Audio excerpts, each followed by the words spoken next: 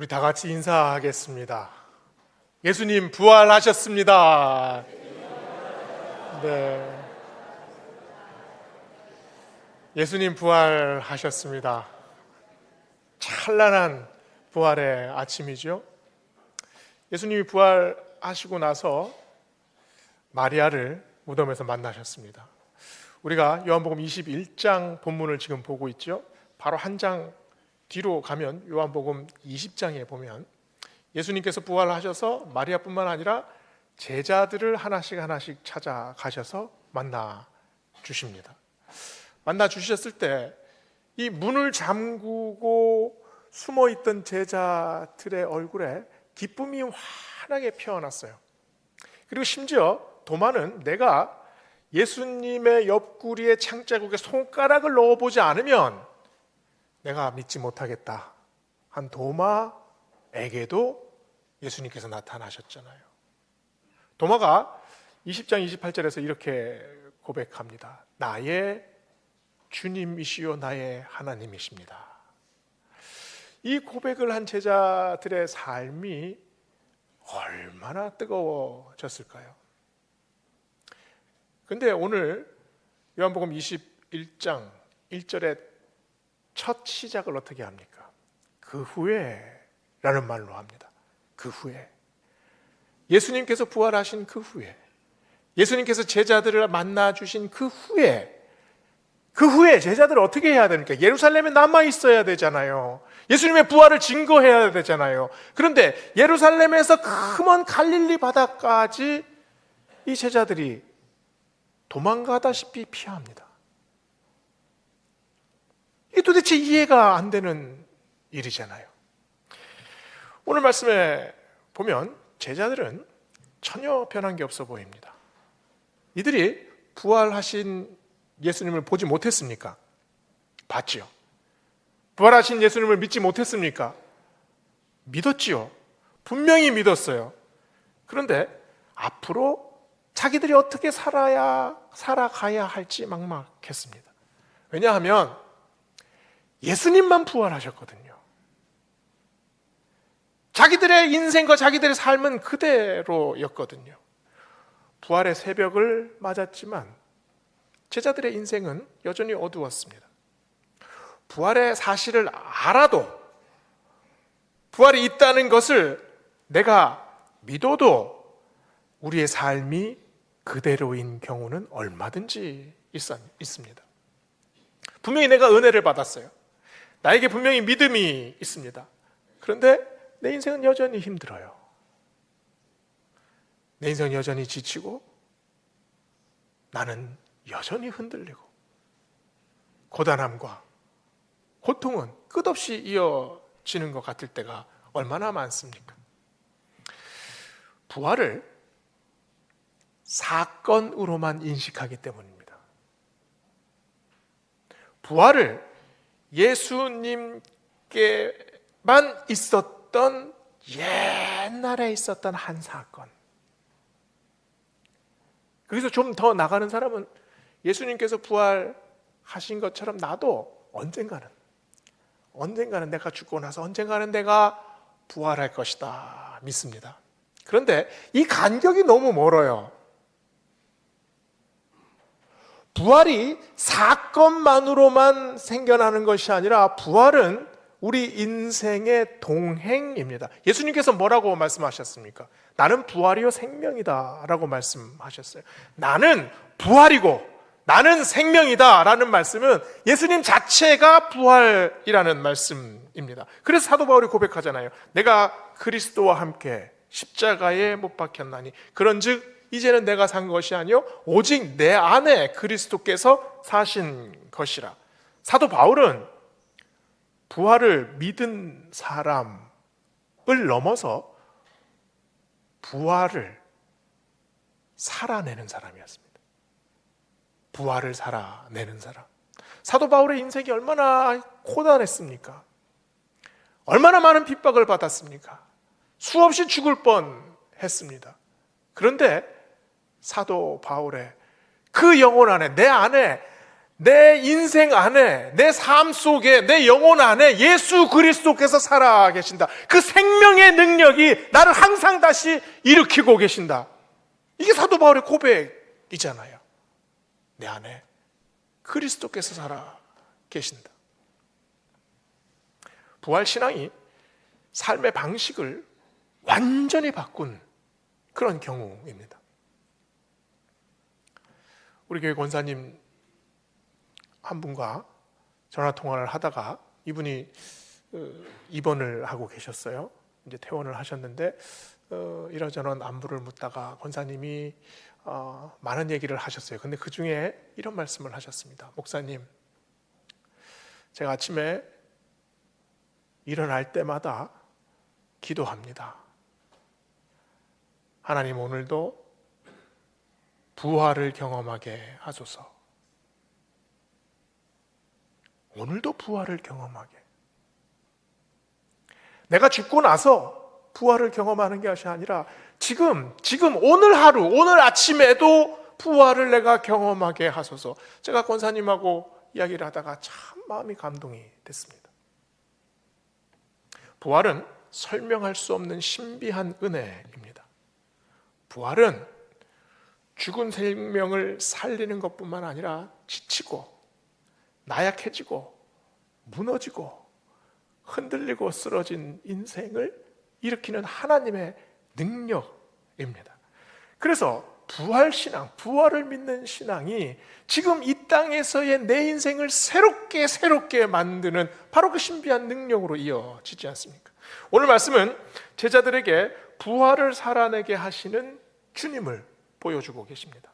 밤새도록 물고기 한 마리도 못 잡은 제자들 7명이 작은 나룻배를 타고 헤매고 있었어요. 그런데 이 해변가에 안개 자욱한데 저기 누군가 그 자기들을 부르는 것 같아요. 오늘 말씀을 보면 얘들아, 너희에게 고기가 있느냐? 이렇게 물으셨어요. 얘들아, 파이디아라는 말입니다. 이 파이디아라는 말이 아주 애정 어린 단어예요. 그 복음서에 마태, 마가, 누가, 요한 이 복음서에 얘들아라는 말이 몇 번 나옵니다. 마가복음 10장 24절에 얘들아, 부자가 하나님 나라에 들어가기가 얼마나 어려운지 아느냐 물으셨어요. 이때는 파이디아가 아니라 테크나라는 단어를 썼어요. 그러니까 자녀들아라는 말입니다. 아주 공식적인 말이에요.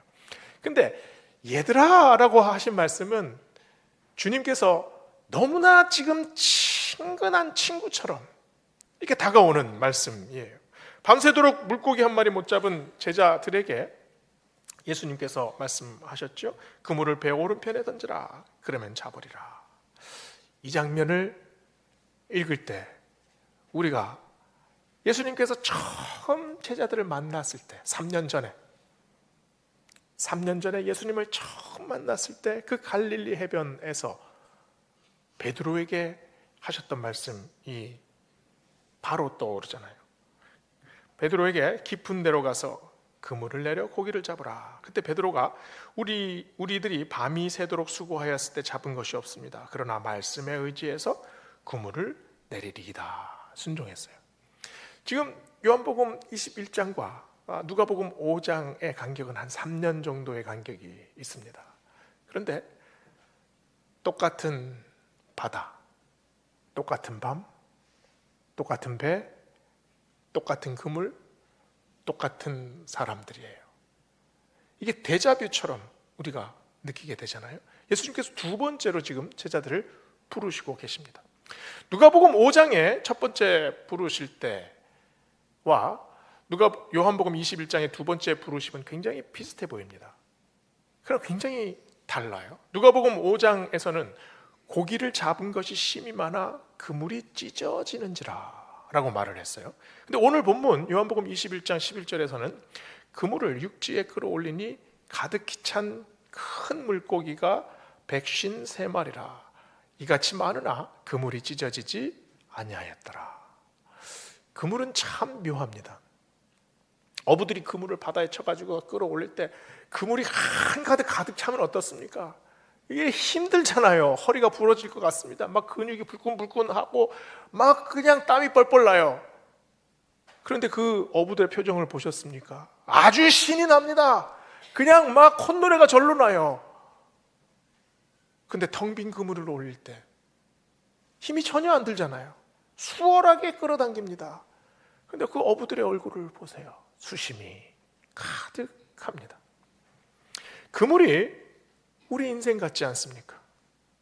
어떤 날은 기대로 가득 차요. 그러나 어떤 날은 그 내 인생의 바다에서 그물을 끌어올릴 때 그 실망만 잡아 올릴 때가 우리에게 있지 않습니까? 우리말에 고운말 고운정 미운정이라는 말이 있어요. 기대가 크면 어떻습니까? 실망도 크지요. 내가 참 아끼는 사람, 내가 애정을 담아서 잘 보살핀 사람에게 큰 실망을 하면 너무너무 서운해요. 서운할 뿐만 아니라 막 화가 날 때가 있잖아요.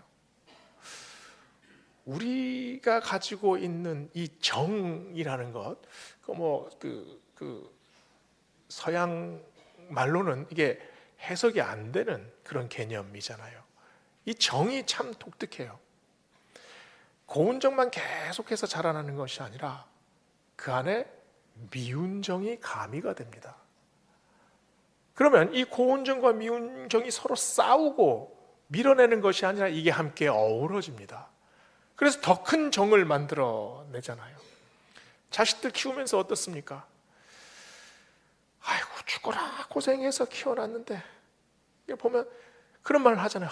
저놈 어쩜 저렇게 이기적인지 모르겠어. 그게 미운 정 아닙니까? 근데 그게 막 미워서 막 쫓아낼 정도입니까? 그래도 품잖아요. 미운 정과 고운 정이 같이 섞여서 자라나게 됩니다. 갈릴리 해변에서 예수님께서 제자들을 부르셨을 때 미운 정이셨을까요? 아니면 고운 정이셨을까요? 십자가 아래에서 제자들이 모조리 다 도망갔습니다. 부활하셔서 이 제자들을 하나씩 만나셨는데 외면하고 지금 갈릴리 바다로 도망왔어요. 겨우 쫓아가서 봤는데 이들이 하는 일이라고는 텅 빈 그물을 잡고 밤새도록 씨름하고 있습니다. 얘들아 너희에게 고기가 있느냐? 라고 물으셨을 때 제자들의 반응이 무슨 반응이었을까요? 부끄럽고 또 어색하고 죄송하고 모든 걸 아시는데 물으실 필요 없는데 굳이 이 질문을 하고 계십니다. 베드로를 처음 만났을 때도 베드로의 인생의 그물은 텅 비어 있었습니다. 그때 예수님께서 말씀하셨잖아요. 내가 이제는 너를 사람 낚는 어부가 되게 하겠다. 텅 빈 그물을 다시 채워주셨어요. 풍랑이는 바다에서 예수님을 보고 베드로가 자기도 갔겠다고 나왔습니다. 근데 한 걸음 내디디자 그냥 바닷속으로 그냥 쑥 빠져들고 말았잖아요. 그때 예수님께서 뭐라고 말씀하셨습니까? 믿음이 적은 자요? 왜 의심하느냐? 또 텅 빈 그물을 다시 한번 채워주셨어요. 오늘 본문에서도 지금 제자들이 밤새도록 자기들 인생을 어떻게 하려고 애썼으나 역시나 텅 빈 그물이었습니다. 그물은 줄을 엮어내는 망입니다. 아주 가는 실 같은 줄들이잖아요. 근데 그 줄들이 엉키면 그물로 쓰지 못합니다. 그 가는 줄이 몇 가닥만 탁탁 끊어져 있으면 그물로 사용하지를 못해요. 그 구멍으로 물고기들이 다 빠져나가니까요. 예수님이 줄이 끊어졌다고 그 그물을 버리셨습니까? 제자들이 모조리 자기를 배신했다고 아주 미워하셨습니까? 갈릴리로 도망간 제자들을 외면하셨습니까? 그 끊어진 줄들을 하나하나 지금 다시 매듭으로 엮고 계시잖아요. 터진 그물을 다시 예수님께서 끼우고 계십니다. 고운 정과 미운 정이 마치 씨줄과 날줄처럼 이렇게 엮이듯이 예수님께서 제자들의 그물을 다시 매만지고 계십니다. 한 번뿐이었습니까? 두 번만 키워주십니까? 10번이고 100번이고 그 찢어진 그물을 다시 예수님께서 키워주세요. 오늘 말씀 11절이 이 주님의 마음을 그대로 보여주는 것 같아요. 그물에 가득히 찬 물고기가 153마리라 이같이 많으나 그물이 찢어지지 아니하였더라. 주님이 붙드셨죠. 인생의 그물이 완벽할 수 있습니까? 내 인생의 그물은 완벽합니다 라고 말할 수 있는 사람은 아무도 없잖아요. 그 찢어지고 그 비어있는 그물을 주님께서 채워주셔야 합니다. 우리는 불확실한 바다에 그물을 던지는 인생입니다. 우리 마음에 빨리 채워야 한다는 조급함이 있잖아요. 그리고 내 그물만 텅 비었다고 하는 그런 불안과 두려움이 있지 않습니까? 그러나 그 그물을 채워주시는 분이 주님이십니다. 이 땅에서의 그물, 그리고 내 영혼의 그물, 주님이 채워주시죠. 아무리 힘이 들어도, 아무리 사망의 깊은 골짜기를 헤매는 것 같아도, 아무도 나를 이해하지 못하는 것 같아도 주님께서 오셔서 나의 그 끊어진 그물을 하나하나 다시 매듭으로 연결해 주십니다. 내가 병들어도, 내가 죽어도, 내 뼈가 가루가 되어도, 모든 것이 다 짓물나서 진토처럼 형체가 없어도 그때도 주님께서 내 인생의 그물을 이어주십니다. 나를 보고 계십니다. 나를 인도해 주십니다. 이게 바로 부활신앙 아닙니까? 이 신앙으로, 이 신앙이 있을 때 내 인생의 그물이 텅 비어도 우리는 절망하지 않습니다. 그물 한쪽이 쫙 찢어나가도 우리는 부끄러워하지 않습니다. 왜냐하면 주님께서 끝내는 다시 매만져 주실 것이고 다시 채워 주실 것을 믿기 때문이잖아요.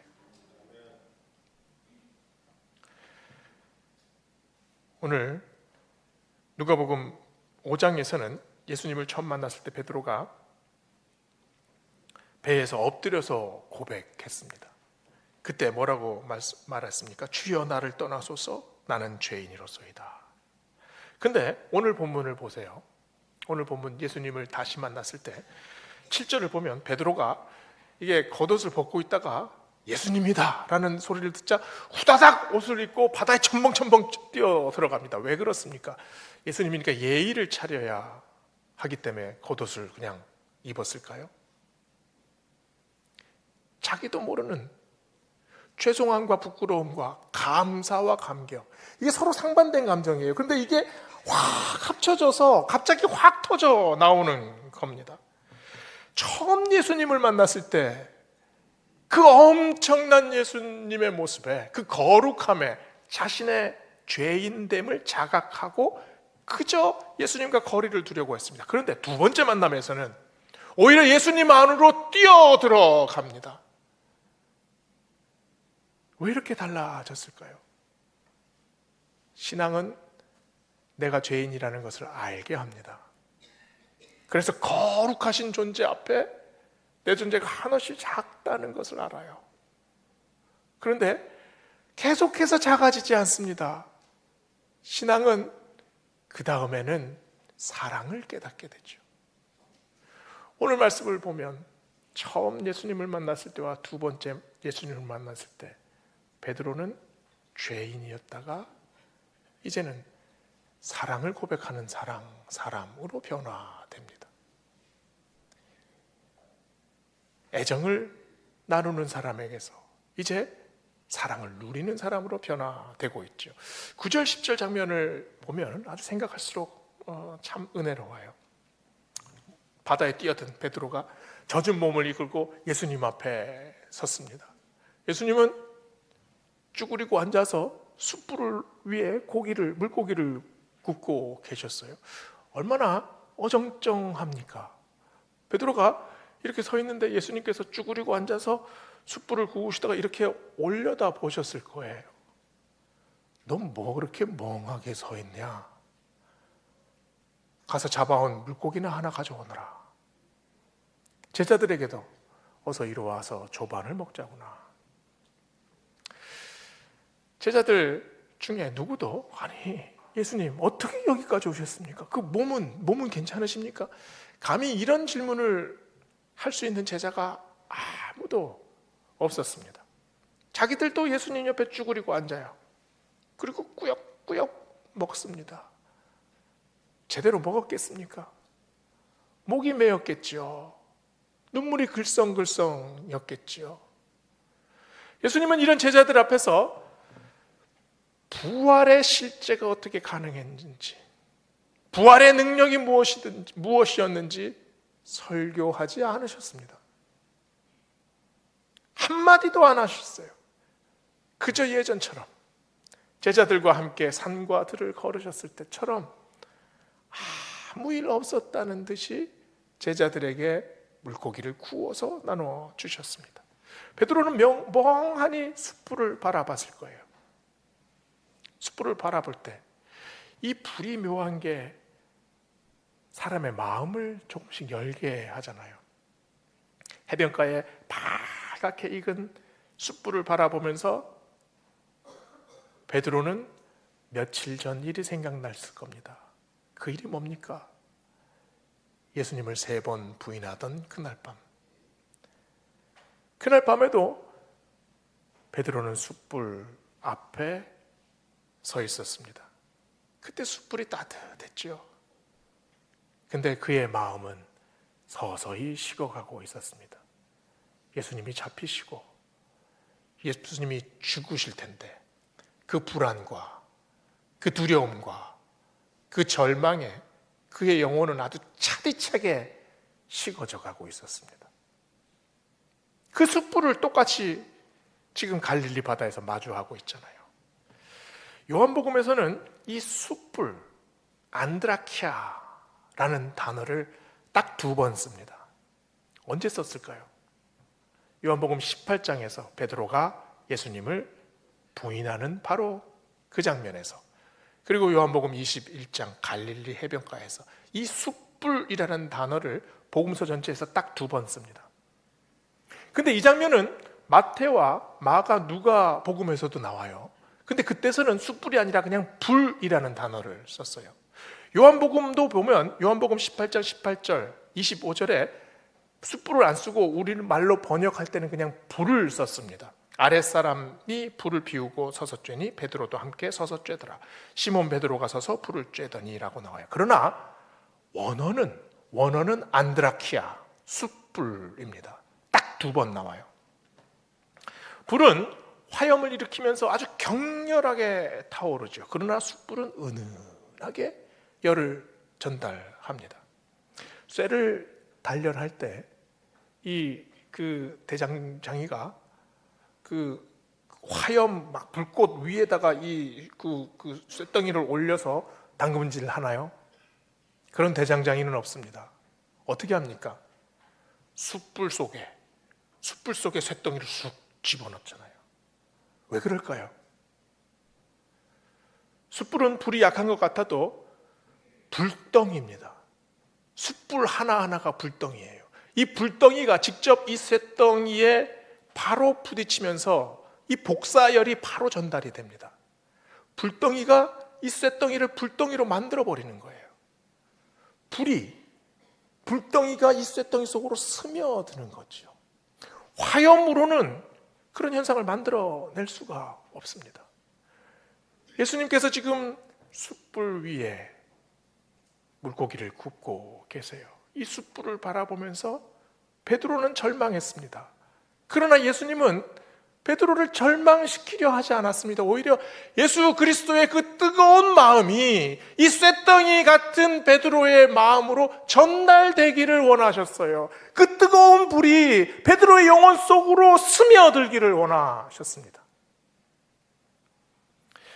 숯불 위의 식탁에서 베드로를 부르셨죠. 그 위에 물고기를 구우셨습니다. 초대교회 성도들이 자기 신앙의 정체성을 나타낼 때 초대교회 성도들이 무엇을 사용했나요? 십자가 문양을 사용했습니까? 십자가 문양도 물론 사용했죠. 그런데 물고기 문양을 사용했어요. 이 물고기를 뭐라고 얘기를 합니까? 익투스라고 하잖아요. 물고기가 익투스입니다. 그런데 익투스라는 단어의 그 알파벳이 5개로 이루어져 있잖아요. 그 5개의 그 첫 알파벳들을 따서 예수 그리스도 하나님 아들 구원자, 이게 익투스입니다. 베드로는 주님을 다시 만났을 때 마치 죽은 고기 같았어요. 그 안에 생명이 없었습니다. 그러나 베드로가 다시 살아나게 된 것은 그 숯불 위에서 베드로가 다시 살아나지 않습니까? 쇳덩이 같은 베드로의 마음을 불덩이 같은 예수 그리스도의 사랑이 직접 맞닿아서 그 불을 베드로의 영혼에 스며들게 하셨습니다. 요한복음 21장을 쭉 읽어보면 해변에서 예수님께서 베드로에게 물으시잖아요. 네가 나를 사랑하느냐? 제가 주를 사랑하는 줄 주께서 아십니다. 그러면 내 양을 먹이라. 3번을 반복합니다. 숯불 안에 베드로의 영혼이 서서히 달구어지는 장면이잖아요. 부활의 아침, 예수님께서 우리 인생에도 찾아오십니다.